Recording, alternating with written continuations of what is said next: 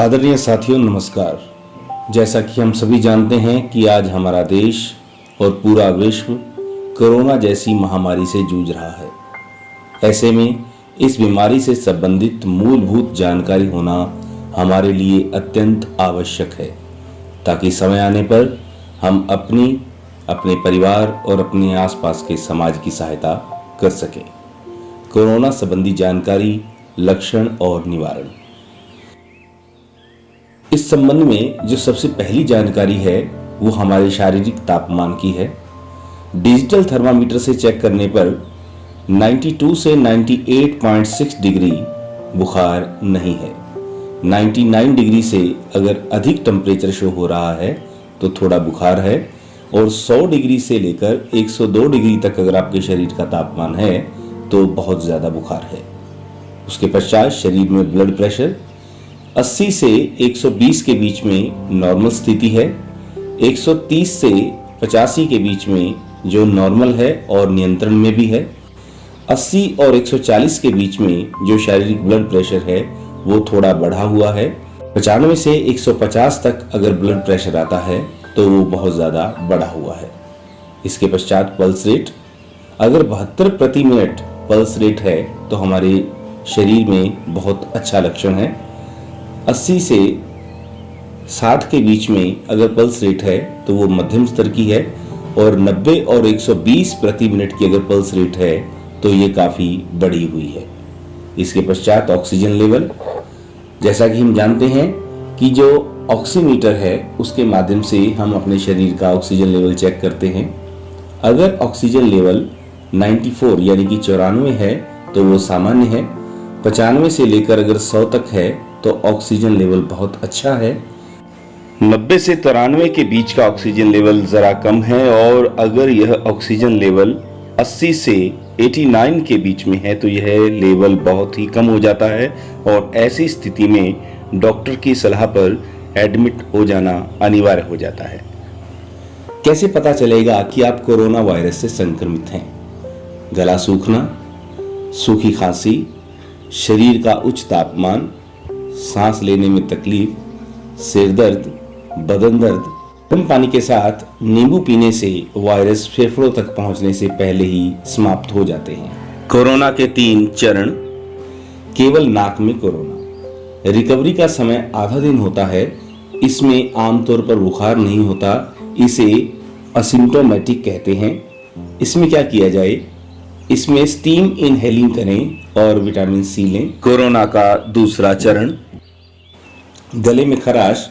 Recovery का समय 1 दिन होता है। इसमें क्या करें? गर्म पानी का गरारा करें, पीने में गर्म पानी लें, नींबू पानी लें, और अगर बुखार हो तो डॉक्टर के परामर्श से paracetamol, vitamin C, B complex, D और अन्य एंटीबायोटिक जो उनके द्वारा दिए जाएं उन्हें नियमित सेवन करें। कोरोना का तीसरा लक्षण, फेफड़े में खांसी। 4 से 5 दिन में खांसी और सांस फूलना। इसमें क्या किया जाए? गर्म पानी का गरारा करें, पीने में गर्म पानी लें, नींबू पानी, vitamin C, B complex, paracetamol का प्रयोग करें, और गुनगुने पानी के साथ नींबू का सेवन किया जाए, और पल्स ऑक्सीमीटर से अपना ऑक्सीजन लेवल जांचते रहें।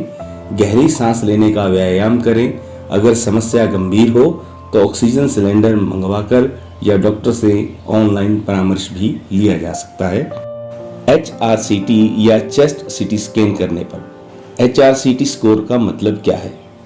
कोरोना इन्फेक्शन के कारण ऑक्सीजन ऑब्जर्व करने वाली थैलियों में सूजन आकर उसमें कफ या पानी भर जाता है, तो सीटी स्कैन करते समय फेफड़ों को लगभग 25 अनुपातिक भागों में बांटा जाता है, और कितने भाग में इन्फेक्शन है यह देखकर उसका स्कोर निर्धारित किया जाता है। अर्थात जितना स्कोर अधिक होगा उतना ऑक्सीजन लेने में दिक्कत और उतना ही रिस्क अधिक है, और यदि यह स्कोर 0 से 8 के बीच में है तो ये माइल्ड इन्फेक्शन यानी कि बहुत कम इन्फेक्शन है। 9 से 18 के बीच में अगर ये स्कोर आता है तो ये मॉडरेट इन्फेक्शन है, और अगर HRCT का स्कोर 19 और 25 के बीच में है तो यह एक गंभीर समस्या है। HRCT या चेस्ट सीटी स्कैन करने पर उपचार करने में जो माइल्ड इन्फेक्शन है वो नॉर्मल दवा से ठीक हो जाता है, और वहीं जब स्थिति गंभीर हो जाए तो उसके लिए ऑक्सीजन और वेंटिलेटर की आवश्यकता रहती है। कोरोना के लिए घर पर आवश्यक चिकित्सा किट अपने नजदीकी डॉक्टर के परामर्श से बनवाकर अवश्य रखें। कोरोना संबंधी मरीज के अस्पताल जाने के लिए स्टेज ऑक्सीमीटर से अपने ऑक्सीजन लेवल की जांच करते रहें।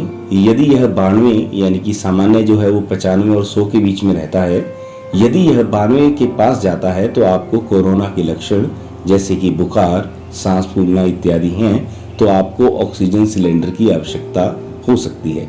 इसके लिए तुरंत अपने नजदीकी स्वास्थ्य सेवा केंद्र से संपर्क करें व परामर्श लें। स्वस्थ रहें, सुरक्षित रहें, अपने परिवार और समाज का ख्याल रखें, घर पर रहें और सुरक्षित रहें। ध्यान दें, कोरोना वायरस का pH 5.5 से 8.5 तक होता है। इसलिए वायरस को खत्म करने के लिए हमें बस इतना करना है कि वायरस की अम्लता के स्तर से अधिक क्षारीय खाद्य पदार्थों का सेवन करें, जैसे कि हरा नींबू, पीला नींबू, एवोकेडो, लहसुन, आम, कीनू, अनानास, जलकुंड, संतरा। सरकार के द्वारा दिए गए निर्देशों का पालन करें, स्वयं भी स्वस्थ रहें और दूसरों के स्वास्थ्य का भी ध्यान रखें। बहुत बहुत धन्यवाद।